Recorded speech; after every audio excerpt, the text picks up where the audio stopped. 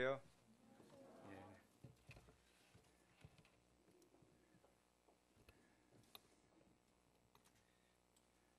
우리 19장 10절 말씀 함께 읽을까요? 시작. 내 하나님 여호와께서 내게 기업으로 주시는 땅에서 무지한 피를 흘리지 말라. 이같이 하면 그의 피가 내게로 돌아가지 아니하리라. 무지한 피를 흘리지 말라 말씀으로 함께 보겠습니다. 요즘 이슬람 극단주의 무장세력 이슬람 국가 IS죠.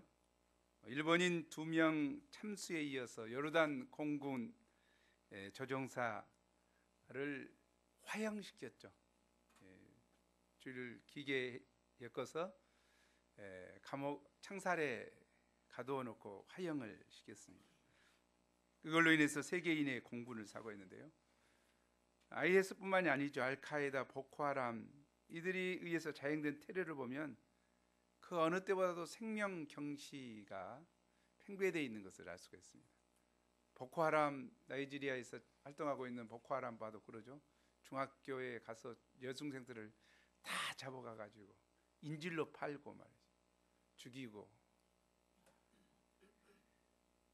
인권이 없는 것은 북한이 세계 최고겠죠. 최고라는 이야기를 그랬지만 인권이 정말 없죠.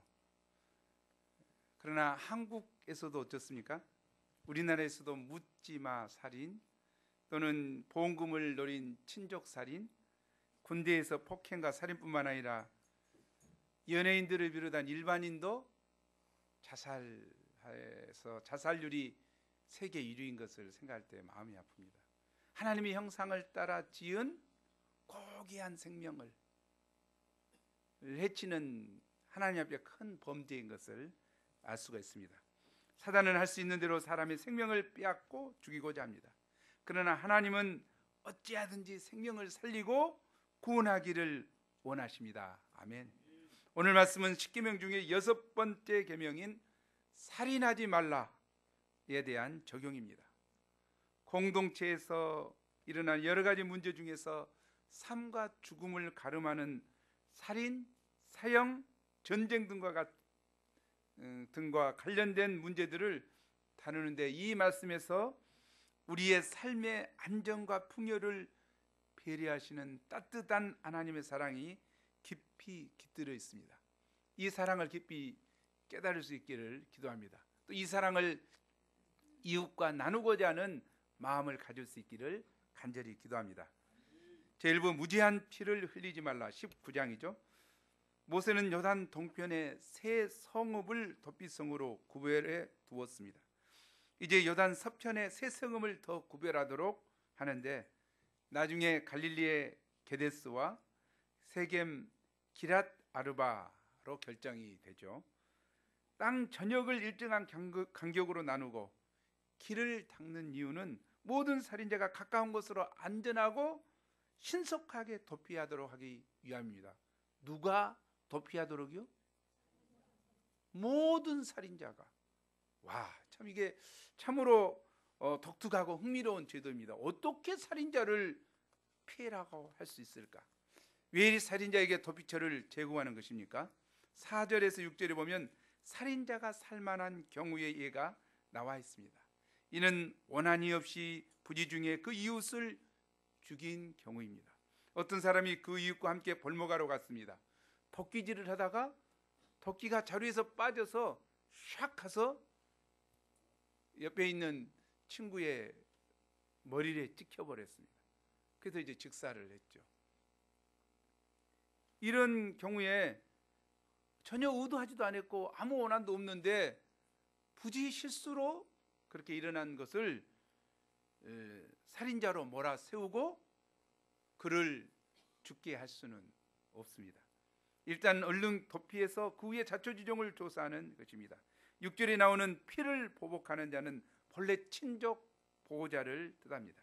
그는 가장 가까운 남자의 친척으로서 친척의 죽음을 보복할 책임을 가진 사람입니다. 우발적으로 이웃을 살인한 사람은 당시 대제사장이 죽기까지 토피성에 머물러 있어야만 했습니다. 도피성에 평생 산다는 것, 자기 집에도 가지 못하고 산다는 것도 하나의 큰 자유를 속박하는 것이 되겠죠. 그것까지도 큰 벌이 될 것 같아요. 목숨은 살았지만 감옥과 같다고 할 수도 있겠죠. 또 그 성읍의 장로들은 보복하는 자들로부터 그를 보호할 책임이 있었습니다. 그러나 만약 살인자가 대제사장이 죽기 전에 도피성을 떠난다면 보복하는 자는 그를 죽일 수도 있었습니다. 이런 도피성의 정신이 무엇입니까? 10절이죠. 우리 10절 함께 읽어볼까요? 시작. 내 하나님 여호와께서 내게 기업으로 주시는 땅에서 무지한 피를 흘리지 말라. 이같이 하면 그의 피가 내게로 돌아가지 아니하리라. 사실 살인이라는 참담한 결과가 있었습니다. 사람이 죽었습니다. 그러나 그렇게 할 원래 의도가 없었다면 살인죄를 물어서 그 피를 흘리게 하는 것은 과잉 형벌이라는 것입니다. 이처럼 죄 없는 피를 흘리지 않게 하는 것이 도피성의 정신입니다. 하나님은 이스라엘 공동체가 무고한 피로 얼룩지기를 원치 않으셨습니다. 용서가 있고 자비가 있는 공동체가 되기 원하십니다. 허물과 실수가 있는 자에게 다시 한번 기회를 주십니다. 아멘. 이 도피성 제도는 신약시대 예수님의 십자가의 그림자입니다. 우리는 살아가면서 알게 모르게 많은 죄를 짓습니다. 원칙대로 하면 우리 중에 한 사람도 남아나지 못할 것입니다. 모두 다 죽어야 하지요. 그런데 예수님의 십자가 밑으로 피하는 자에게 주님은 용서의 은혜를 베풀어 주십니다. 아멘. 요한복음 8장에 보면 가늠하다가 현장에서 잡힌 여자가 나옵니다. 바리새인들은 씩씩거리며 외쳤습니다. 모세는 율법에 이런 여자를 돌로 치라 명하였거니와 당신은 어떻게 말하겠습니까? 어떻게? 그 여자는 돌에 맞아 죽고 인생이 끝장나야 했습니다. 그런데 예수님은 말씀하셨습니다. 나도 너를 정죄하지 아니하노니 가서 다시는 죄를 범치 말라. 아멘. 예수님은 그 여인의 도피성이 되어 주셨습니다. 예수님이 여인의 죄를 그냥 무마시켜 주신 것이 아닙니다. 여인이 당해야 할 형벌을 자신이 다 받으셨습니다. 채찍에 맞으시고 가시면류관을 쓰셨습니다. 십자가에 못 박혀 온몸이 찢어지는 고통을 당하셨습니다. 물과 피를 다 쏟고 죽으셨습니다. 그 십자가에서 흘리신 보혈로 여인의 죄를 씻어 주셨습니다. 여인의 수치를 가리워 주셨습니다. 이로써 여인에게 새로운 삶의 기회가 주어진 것입니다. 십자가에 못 박힌 강도조차도 회개하고 예수님을 영접할 때 형악한 죄를 용서받고 낙원에 들어가게 되었습니다. 아멘. 구약의 도피성은 장소와 면적이 제한적이었습니다. 통틀어 6개밖에 없었습니다. 도피성에 들어가기 전에 보복자를 만나면 죽임을 당할 수밖에 없었습니다. 그러나 예수님의 십자가는 온 세상 모든 죄인들을 다 덮고도 남을 만큼 크고 넓습니다. 아멘. 누구든지 언제든지 어디서든지 예수님의 십자가 밑으로 나아가면 됩니다. 아멘. 마태복음 11장 22절은 유대한 초청이죠.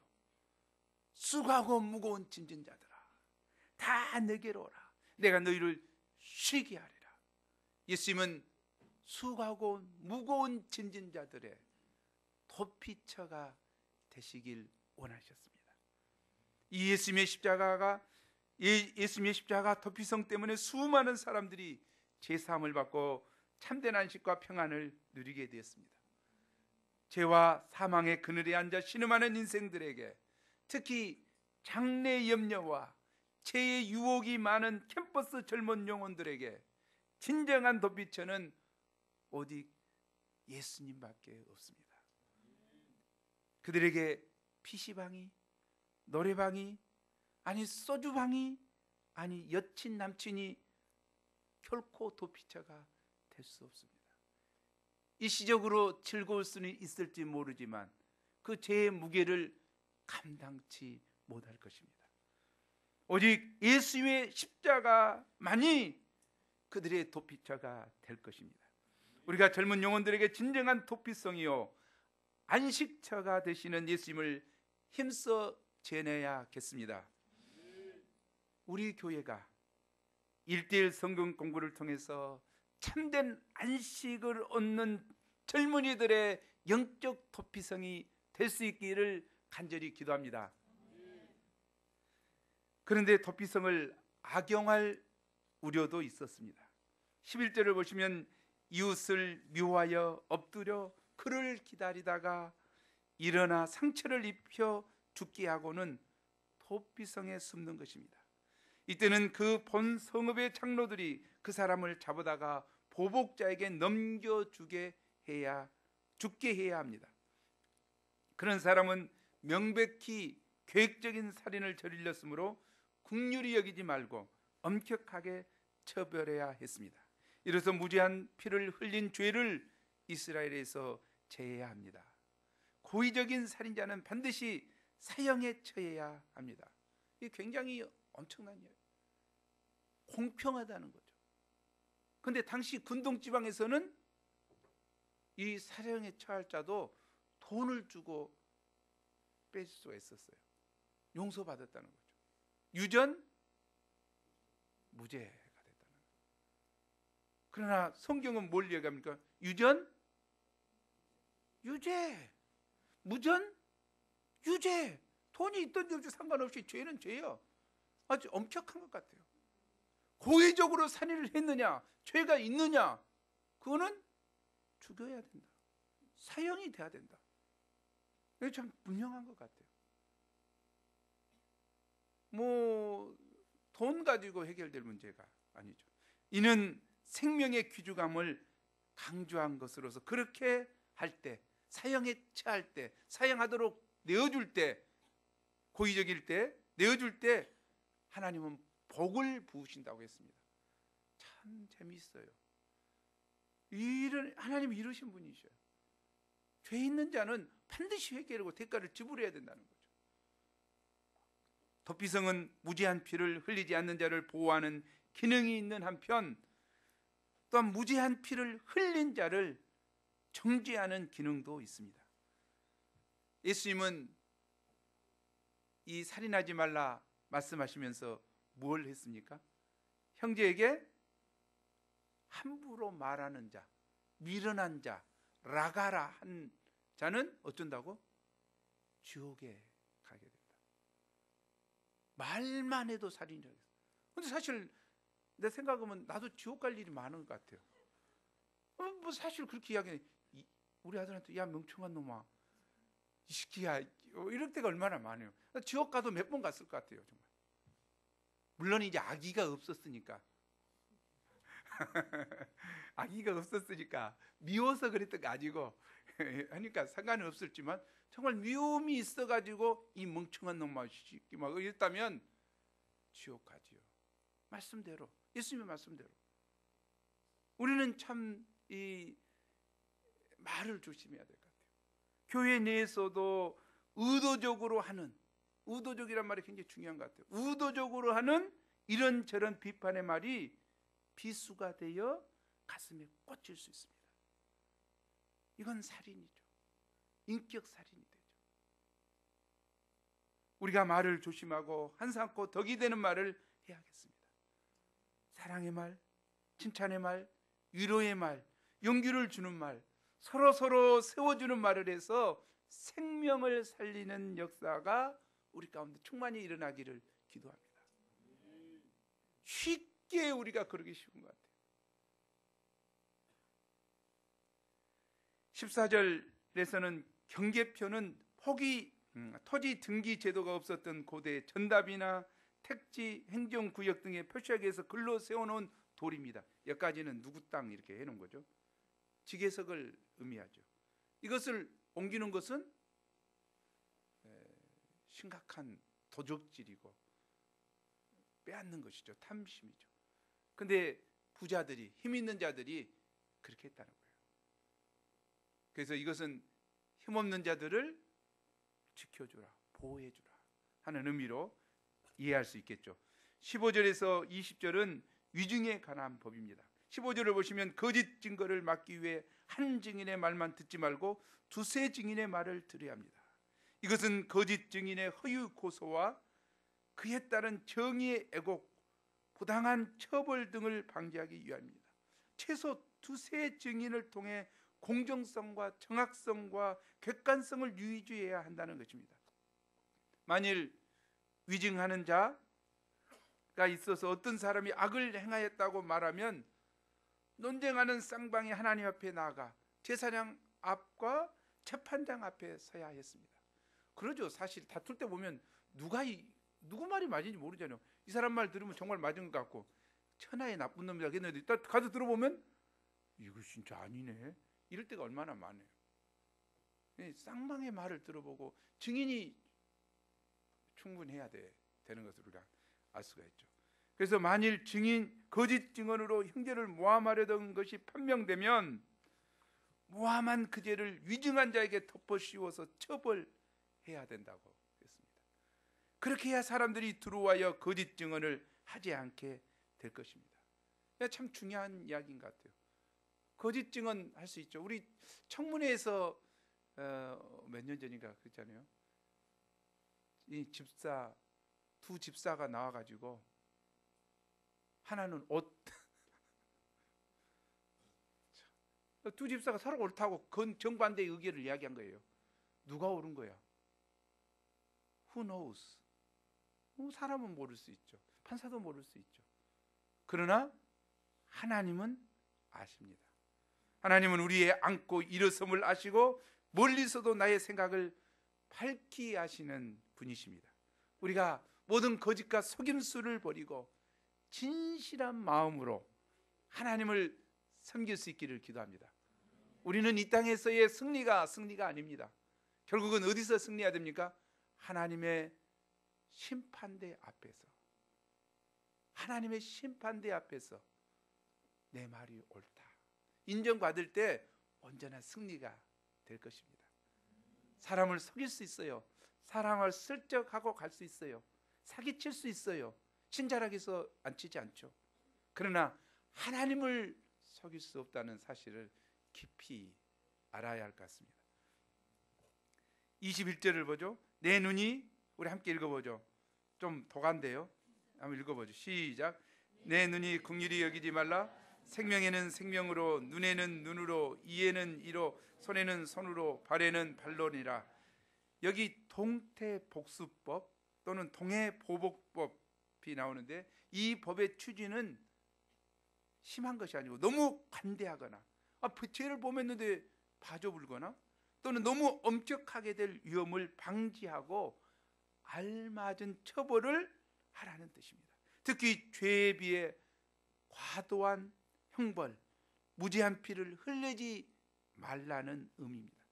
피해를 당한 사람은 어떻습니까? 분노와 미움으로 더 큰 복수를 하고 싶을 수 있다는 거죠. 이 한 개 빠졌으면 어째 두세 개를 빼버려야지 마음이 편하고, 눈 하나 빠졌으면 양눈 다 뽑아버려야지. 이것이 우리의 그 분노와 증오 아닙니까? 이렇게 갖고 싶은 마음이 있다는 거죠. 그러나 이 법은 무엇입니까? 하나 빠졌냐? 하나만 해라. 이거 어찌 보면 우리의 복수심과 이것을 제한하는 것이죠.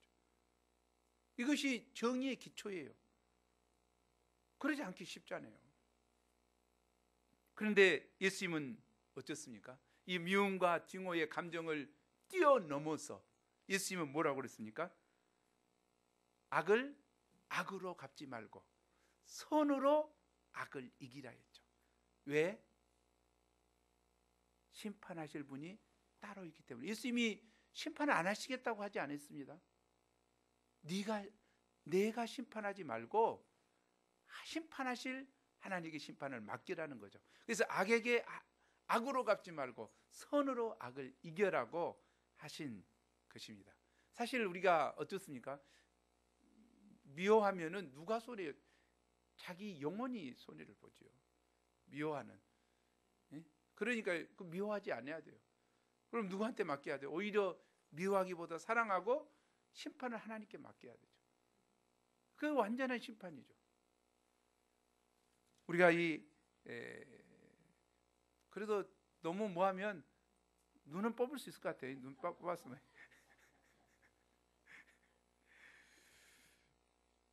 제2부 여호와께서 싸우시고 구원하시리라 20장입니다.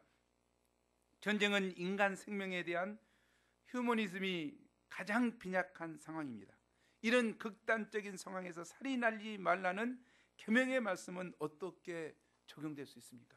전쟁은 살인하는 것, 죽이는 것인데 1절을 보죠. 적군의 말과 병거 백성이 많음을 볼지라도 두려워하지 말라고 하십니다. 왜냐하면 애굽 땅에서 자기들을 그 크신 능력으로 인도하여 내신 여호와께서 함께 하시기 때문입니다. 아멘. 하나님의 백성에게 전쟁의 승패는 군사력에 달려있지 않습니다. 하나님께서 함께 하시면 이기는 것이고 여호와께서 함께 하지 않으면 지는 것입니다. 따라서 가장 중요한 것은 여호와께서 함께 하시는가의 여부입니다. 여호와께서 함께 하시려면, 함께 하시려고 해도 내 속에 죄가 있으면 함께 하실 수 없습니다. 따라서 겸손히 회개하고 함께 하심을 강구하면 여호와께서 함께 하십니다. 참 중요한 이야기 같아요. 여호와 하나님은 함께 하시기를 원하셔요. 우리에게 승리를 주시기를 원하셔요. 그러나 내면에 죄가 있고 악이 있고 하나님이 함께 하실 수 없는 형편일 때 마음이 아프죠.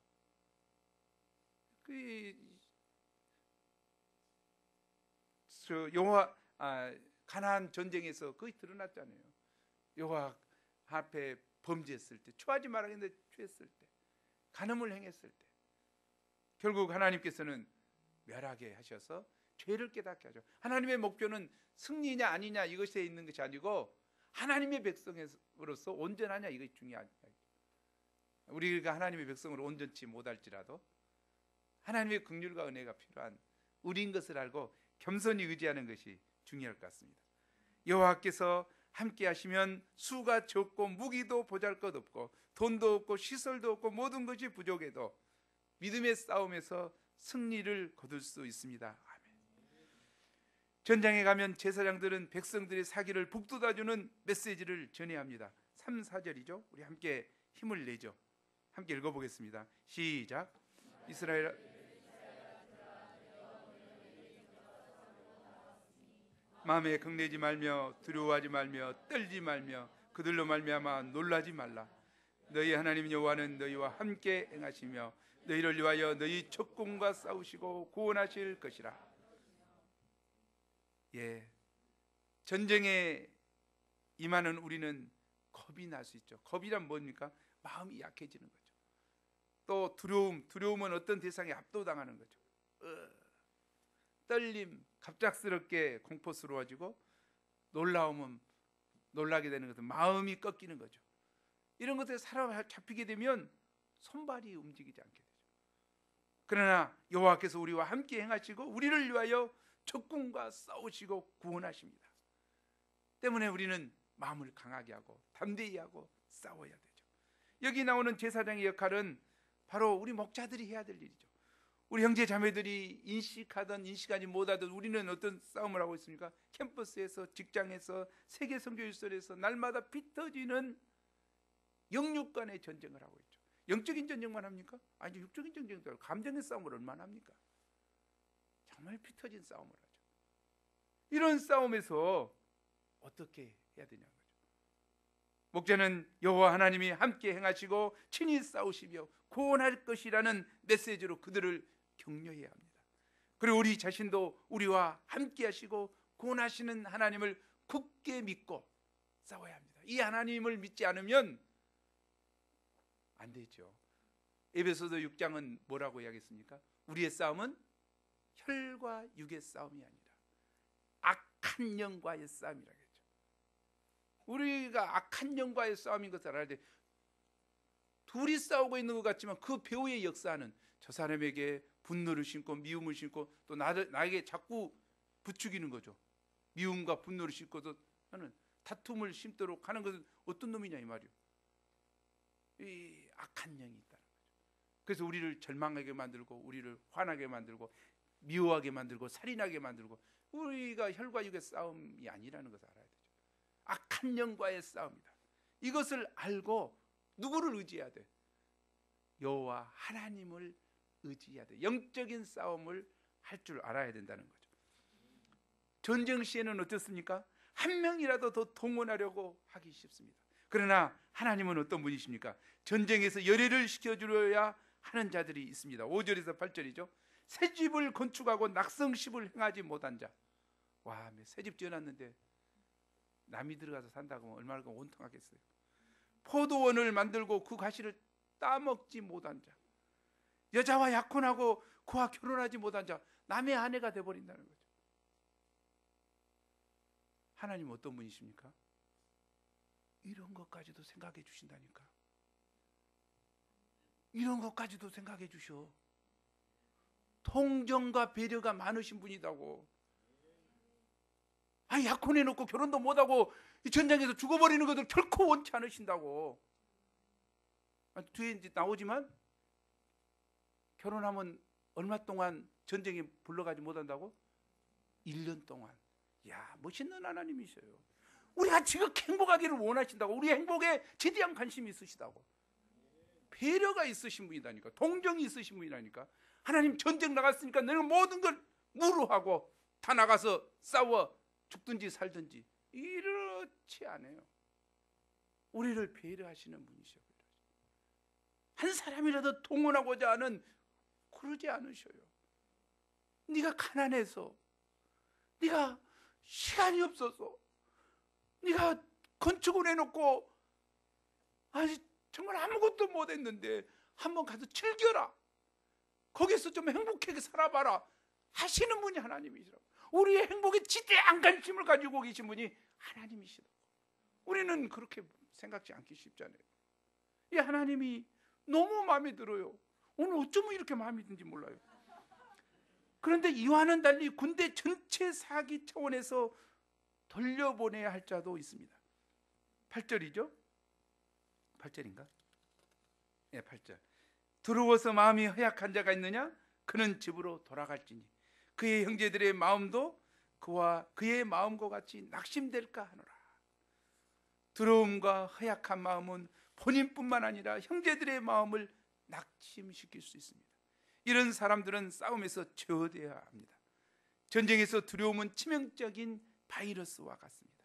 전염시켜 모두를 병들게 하고 망하게 합니다. 영적 전쟁에서도 마찬가지죠. 따라서 두려움은 방치하면 안 됩니다. 두려운 것은 내 기질이 아닙니다.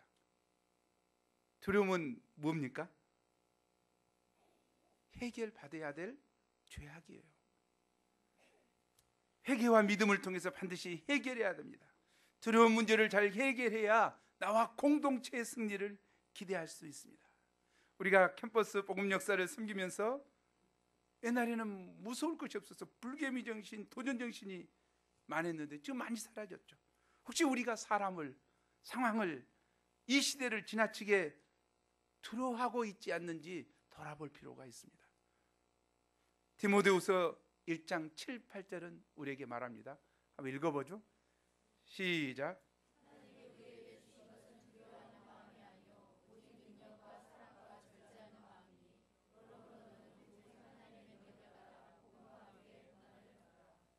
예. 하나님이 주신 것은 어떤 마음이라고요? 두려워하는 마음이 아니다 그 말이죠. 하나님이 주신 것은 두려워하는 마음이 아니고, 그러면 두려운 마음 누가 줬어? 하나님이 안 주셨으면 누가 줬냐고. 이 새끼 나쁜 놈이 줬지. 못된 놈이. 사단 마귀가 준 거 아니에요. 우리가 두려움을 심었다는 거죠. 그리고 아무것도 못하게 만드는 거죠. 하나님이 주신 것은 오직 능력과 사랑과 절제하는 마음이니, 그러므로 하나님의 능력을 따라 복음과 함께 고난을 받으라고 명하고 있습니다. 이렇게 두려워하는 자들을 제하고 전쟁에 임해야 한다고 말씀하십니다. 9절에서 18절은 전쟁의 두 가지 경우가 나와 있습니다. 가나안에서 멀리 떨어진 나라들과 가나안 7족속의 전쟁입니다. 가나안에서 멀리 떨어진 나라들은 먼저 평화를 이야기합니다. 야, 화평을 원한다. 근데 화평을 받아들이지 않으면 어쩐다고요? 성을 둘러싸고 함락시켜라. 그러나 가나안 7족속은 어떻습니까? 가나안 7족속은 다르게 돼야죠. 이들에 대해서는 호흡 있는 자를 하나도 살리지 말고 진멸하라고 했습니다. 왜 이런 참혹한 전쟁을 명하십니까? 18절입니다. 18절 함께 읽어보죠. 시작. 이는 그들이 그 신들에게 행하는 모든 가증한 일을 너희에게 가르쳐 본받게 하여 너희가 너희 하나님 여호와께 범죄하게 할까 함이니라. 그들의 추악한 종교에서 보호하라는 것이죠. 이것은 신앙적 정당방위입니다. 당시 가나안은 더러운 땅이었습니다. 우리 한번 읽어보죠. 에스라서 9장 11절 시작.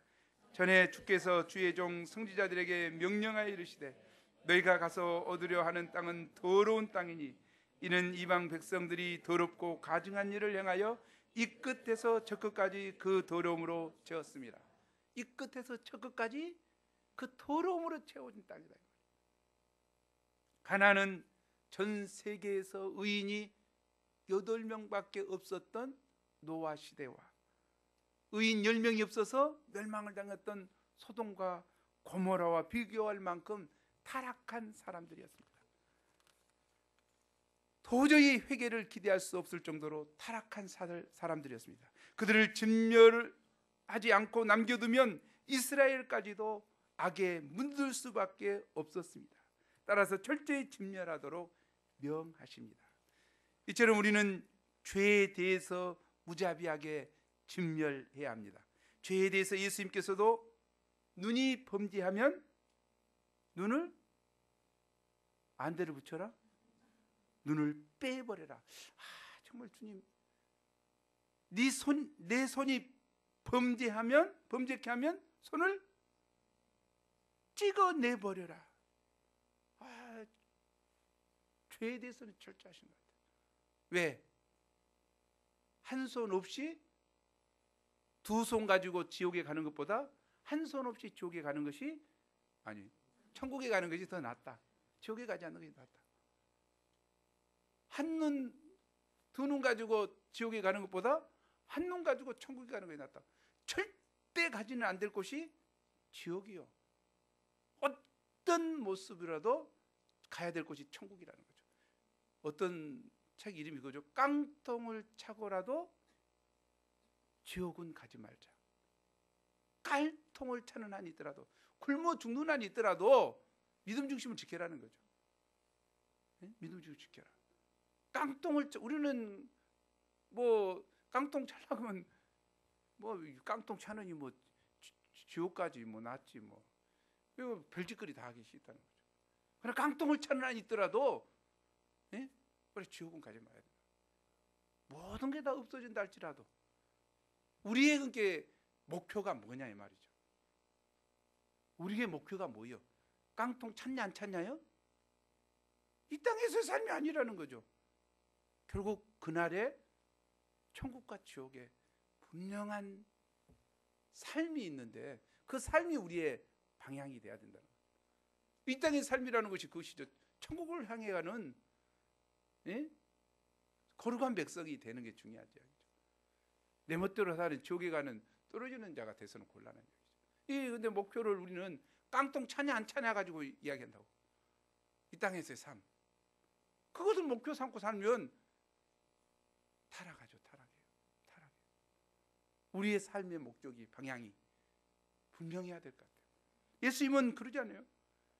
너 눈이 범죄하냐 빼버려라. 손이 범죄하냐 잘라버려라. 그 목적이 뭐냐 이 말이죠. 절대 가지 않을 것 지옥이고 절대적으로 가야 될 것이 천국이라는 분명한 마음의 자세로 하는 거죠. 지옥으로 끌고 가는 죄에 대한 철저한 자세가 우리에게도 필요합니다. 악은 어떤 모양이라도 버려야 합니다. 아멘. 19절 20절은 전쟁 물자 조달입니다. 성읍을 오랫동안 이렇게 둘러싸고 있으면 물자가 필요하죠. 그럴 때 무엇은 과일 나무는 베지 말라는 거죠.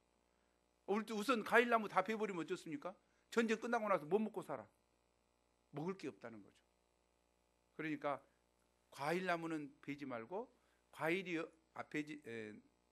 열지 않는 수목은 잘라서 도구로 써라는 거죠. 제3부 못 본 채 하지 말라. 21장에서 22장 8절까지죠. 1절에 보시면 피살된 자가 있는데 범인을 알지 못한 경우죠. 영구 미제 사건으로 종결된 경우, 그러면 그 유가족들이 매우 분할 것입니다.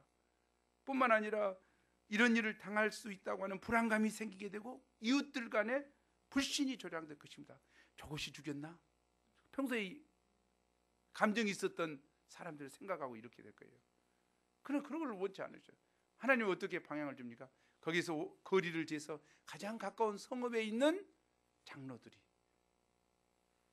송아지를 데려다가 송아지의 목을 꺾어서 그걸 제사를 지내라는 거죠. 그 한을 풀어주라는 거죠. 이게 굉장히 중요하거든. 책임 있는, 정말 지켜주지 못해서 미안하다고 하는 이야기를 하는 거죠. 그래서 좀 그 유가족들을 위로하고 그에 대해 미안해하는 마음을 갖는 거. 이게 굉장히 중요한 거예요. 책임 있는 자가 책임을 주고자 하는, 이 우리나라도 그렇지 않습니까? 책임 있는 자들이 사건은 터졌는데 책임지는 자들이 하나도 없어. 이 문제잖아요. 백성들이 돌봄과 보호를 받는다는 안정감을 가져야 되는데 사회가 그러지 못하기 쉽다는 거죠. 10절에서 14절은 전쟁 포로와 결혼한 경우입니다. 11절에 포로 중 아리따운 여자를 보고 연연하여. 포로 중에 아리따운 여자가 있었나 봐. 연애 감정이 뜨겁게 타올라서 아내로 맞이할 수 있다는 거죠. 뭐 그럴 수 있겠죠. 그런데 포로이기 때문에 가볍게 여기면 안 된다는 거죠. 참, 저는 여기서 너무 감동했어요. 당시 포로들은 어떻습니까? 뭐 재산이야 마음대로 이렇게 해서 마음대로 성폭행해 불고, 특히 이슬람교는 어떻습니까? 전쟁하면서 가서 무조건 간음을 해야 돼요. 간통을 해야 된다. 성폭행을 해야 된다. 그래서 모하메트가 본인이 성폭행 안 하니까 전부 다 도덕이 있으니까 안 하잖아. 이게 본인이 가서 폭행을 한 거야. 야, 이렇게 해라. 얼마나 험한 종교인지 알겠죠? 그런데 우리 하나님 보세요. 포로의 의복을 벗고 자유인으로, 포로의 의복을 벗는다는 것은 자유인으로 만들어주라는 거죠.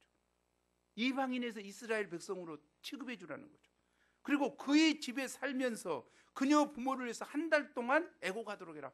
이 여인이 포로로 잡혔는데 얼마나 마음이 아프겠어요. 그녀의 마음을, 그게 그 부모, 낳아준 부모에 대해서 애고하면서 마음을 정리해라. 그리고 난 그 후에 비로소 부부가 되도록 했다는 거예요. 얼마나 정말 인격적이냐 그 말이죠. 포로로 잡았으니까 그냥 암찌라도 이렇게 하고 막 이런지 않는다는 거예요. 이 하나님이 느껴집니까? 특히 여자들 이 느껴집니까? 포로일지라도 얼마나 보호해주냐 이 말이에요. 얼마나 인격적으로 대해주냐. 아내로 데려오되 아무렇게나 데려온 게 아니라 너무, 그러다가 사랑이 식어서 이제 이혼하고자 한다 이 말이야. 이혼하고자 한다. 이혼하고자 하면 어째 너 포로였으니까 포로로 가, 이렇게 해야 될 것 같은데 그러면 안 된다는 거야. 포로로 취급하지 말고 동족과 같은 지위로 존중해 줘야 된다는 거야. 이 하나님은 아무리 포로라 해도 기본적인 인권을 존중했음을 알 수 있습니다. 그때 당시는 인권이라는 이런 것이 없었어요. 그러나 하나님은 하나님의 형상을 따라 지은 그 존재를 귀하게 여긴 거예요. 포로는 지위가 불안합니다. 그것을 약점 삼아 달면 삼키고 쓰면 뱉고 해서는 안 됩니다. 이것은 살인하지 말라는 계명에 위배됩니다. 요즘에 어떻습니까? 조요나 부회장의 땅콩 회항 사건으로 인해서 갑질이 논란이 많이 되고 있잖아요. 갑의 행포가 뜨겁잖아요. 그러나 하나님의 눈은 어디에 가 있습니까? 약자에게 가 있다는 거예요. 약자에게. 이게 우리가 좀 인식해야 될 것 같아요. 사장님과 사원 사이에, 얼마나 상사와 부하 직원 사이에, 교수와 학생 사이에, 교수와 전공의 사이에 얼마나 갑질이 되냐 이 말이에요. 말로 할 수 없는 갑질이 있죠. 갑질이. 안 된다는 거죠. 하나님께서는 그 교수 손봐주겠다는 거예요. 갑질하는 그 교수 손봐주겠다. 근데 정당한 교육에서 하는 것은 상관없죠. 이게 중요한 이야기예요. 학생 마찬가지죠. 우리가 부하 직원이 있습니까? 우리에게 학생이 있습니까? 학생이 있죠. 또 목자 양을 하면 또 요즘에는 뭐 양이 갑질이니까 양 때문에 목자가 얼마나 시달린가 진짜. 진짜. 이게 우월한 지위를 이용해서 사람을 들었다 놨다 하지 말라는 거죠. 이 정말 이거 엄청난 것 같아요. 이런 인권에 대해서 이 시대에 이야기했다는 것이 대단한 거예요.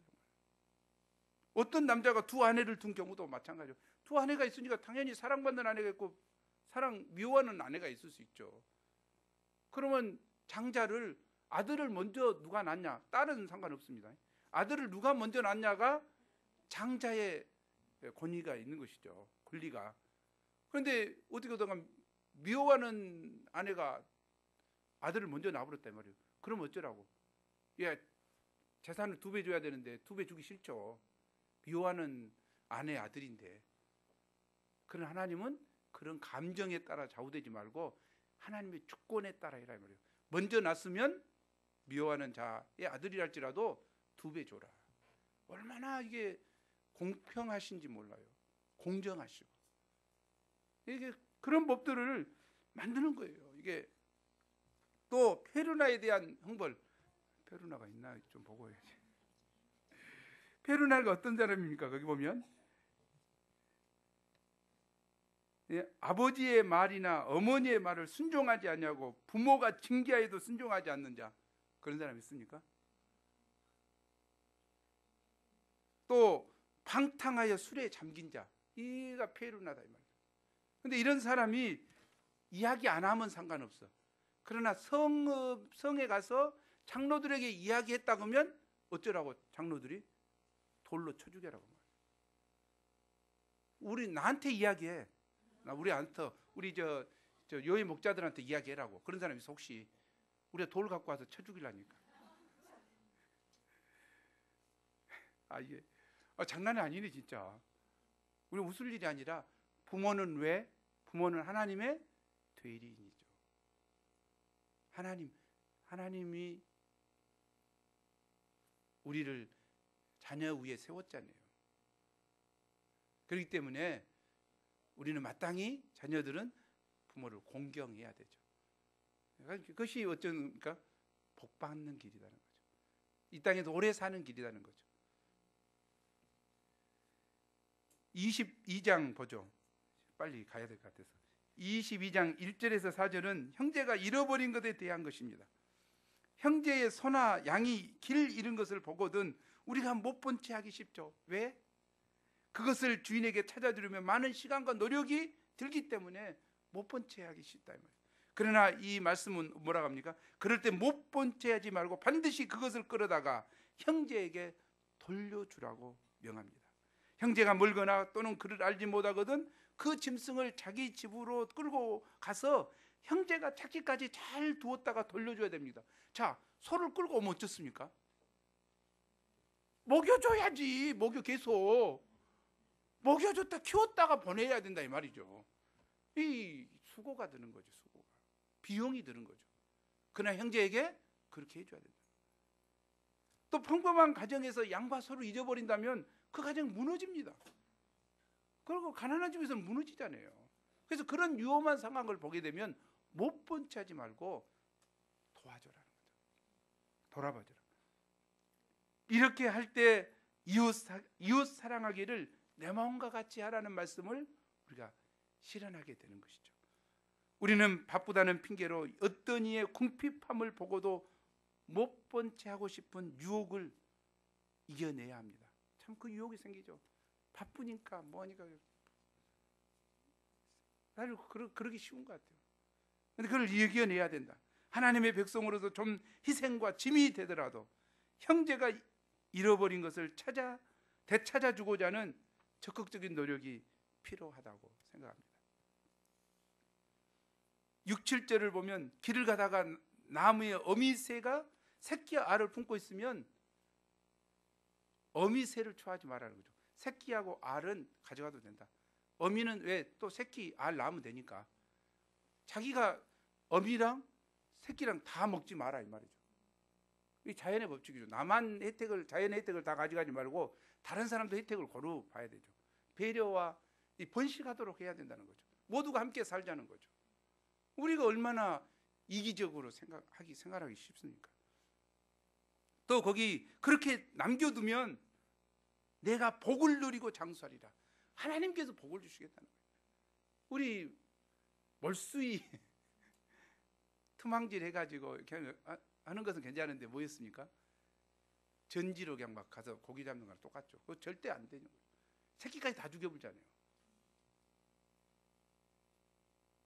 또 여기 8절이죠. 사람이 새로운 집을 지을 때는 지붕에 난간을 만들어 사람이 떨어지지 않게 하라고 합니다. 이는 그의 피가 내 집에 돌아갈 수도 있기 때문입니다. 아니 아무려 하나님이 할 말이 얼마나 많으실 것인데 집 지었는데 야 난간 지어라 그 말을 하고 싶냐고. 야 집 지었냐? 새 집 난간했냐? 난간해라 이 말을 어떻게 하나님이 하냐고. 그 크신 하나님께서 건축의 법에 대해서 지금 이야기하신 거예요. 왜? 난간에서 많이 떨어지면 죽으니까 다치지 않도록 난간을 해라. 이게 얼마나 하나님의 그 배려가 큽니까? 생명에 대한 하나님의 배려예요. 이걸 좀 우리가 깊이 영접하면 좋겠어요. 단 한 사람도 나의 부주의 때문에 다치거나 죽게 해서는 안 된다고 하는 우리 마음의 자세가 필요한 것 같아요. 나의 부주의 때문에. 우리 그러기 쉽잖아요. 상품백화점이나 성수대교 붕괴, 또 세월호 사건, 이 정말 마음 아픈 일이에요.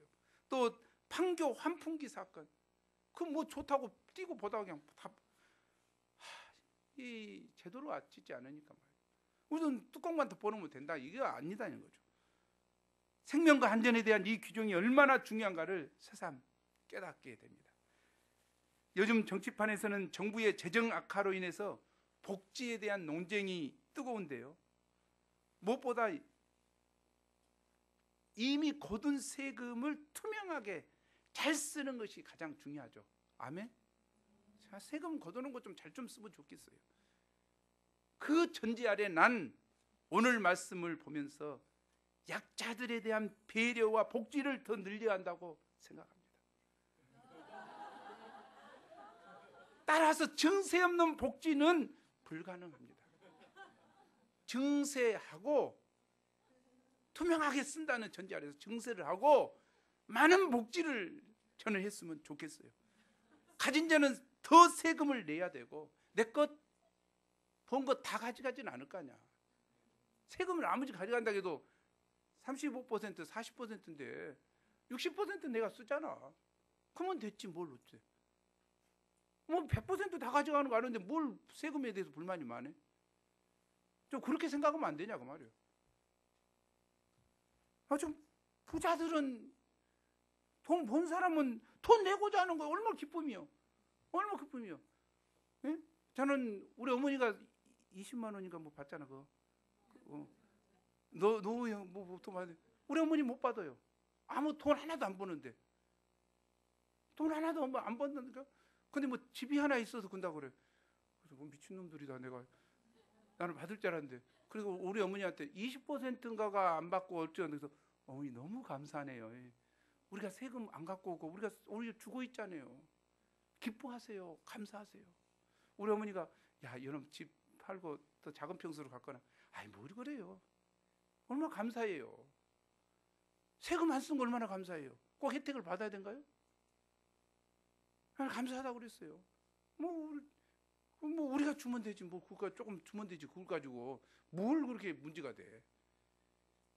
근데 그냥 뭐 집을 옮기네, 남의 아들 이름으로 했네, 어쩐다 그러고 다 우리 어머니 이야기가 그거예요.